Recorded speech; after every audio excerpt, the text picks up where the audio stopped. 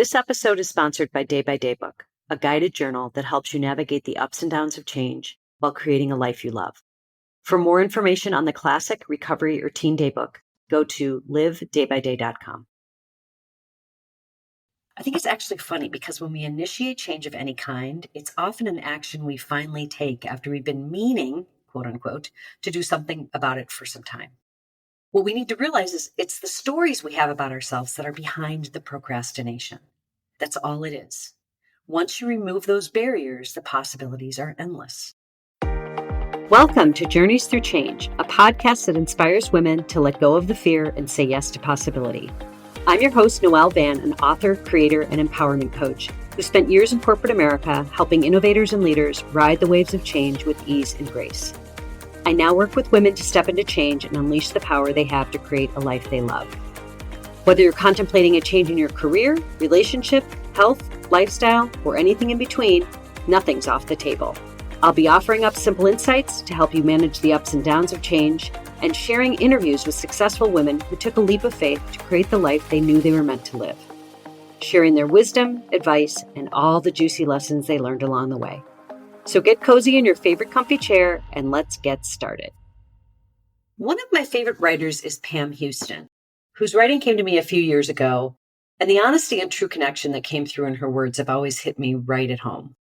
Now, there are so many quotes that I love of hers, but one of my favorite is, "It's taken me a lifetime to understand that my limitation is an old tale I no longer need to tell myself." Now, I cannot tell you how right those words felt for me to read. I think about all the stories I've told myself over the years about what I can or cannot do, be or cannot be, what I am and am not capable of accomplishing. I've weaved these stories into how I've lived my life, and it's taken years to finally dismantle them one by one and prove them false. I'm still working on it. But as I've grown older, I'm allowed to look at my life not only in hindsight, but definitely with more grace and understanding. I realize I didn't always hold space for myself. In fact, I cringe when I look back over the years and remember how much of a hold my insecurity had on me. How obligated I felt to apologize for speaking my truth or walking away from toxic situations in my life. How physically painful it felt after I got sober to own my own life and finally embrace it and all it had to offer. I know now for certain that maturity brings perspective and grace and greater understanding. And I give that to myself every day as I continue to unravel the lessons of my youth that have brought me here, and the lessons of my present that will continue to carry me forward. So how do we begin to take a look at those old stories and see them for what they are, so we can finally set ourselves free of the grip they have on us and the decisions we make in our lives? The first step is to listen. Listen to that voice that tells you to stop before pushing forward or taking a courageous leap. It will come on strong because it's coming from a place of familiarity, there to keep you safe as it always has. But safety isn't always our friend. In fact, safety can keep us stuck in old ways that can hold us in unhealthy places for a long time. This is where the second step comes in, to choose to find your personal moment of clarity. Now, we all have moments of clarity where we suddenly see something for what it is. Some of us leave it up to chance, but I often say that clarity is just sitting there at the front door, waiting for you to wake up and let it in. Whatever it is, you make the choice to do so or not. It can show up in a thought that comes to mind like, oh my God, I've been in this job for 9 years now and I feel numb, or I'm not learning anything. It's when that powerful question pops in your head, like, where has the time gone? It can also be those subtle pauses as you slip into that tired old daily routine, feeling low energy and suddenly realizing that you haven't broken a sweat or done anything to get yourself really moving in weeks, months, or maybe years. I personally fell into that slump myself and had to finally accept that no, walking the dogs in the morning for 20 minutes is not really the cardio that's going to make a difference in my health. I've only begun my journey back to putting my health first, but it is such a critical surrender that we have to make in order to push our lives forward. So as you may have guessed, the last step is take action. I think it's actually funny because when we initiate change of any kind, it's often an action we finally take after we've been meaning, quote unquote, to do something about it for some time. What we need to realize is it's the stories we have about ourselves that are behind the procrastination. That's all it is. Once you remove those barriers, the possibilities are endless. And those are the tricks we play on ourselves. Our minds and our bodies are pretty astute when it comes to the direction we need to go in. And the thought that ultimately gets us there is typically nothing new, just something we've finally chosen to listen to after many hours of internal contemplation. So when it comes to mind for the 50th time, take that first step. It's just a decision to disregard the recording that's playing in your head, that you'll never be successful or even know where to start because you've always been X, Y, or Z, you fill in the blank.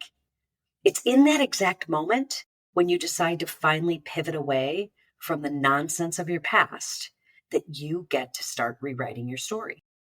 Always remember, action of any kind will put wheels in motion, and that is what gets us unstuck. And that internal push, by the way, is in fact our tuition guiding us. So let's talk about intuition for a moment. Your intuition is your ultimate guide. In fact, I would say it takes the front seat when it comes to rewriting your own stories. Intuition is your own inner knowing. It's what gives you those subtle cues to look at your life differently and take action. I kind of visualize it as a lighthouse for those who choose to see it. But intuition is often overlooked or disregarded because we are simply not used to letting go and letting it guide us.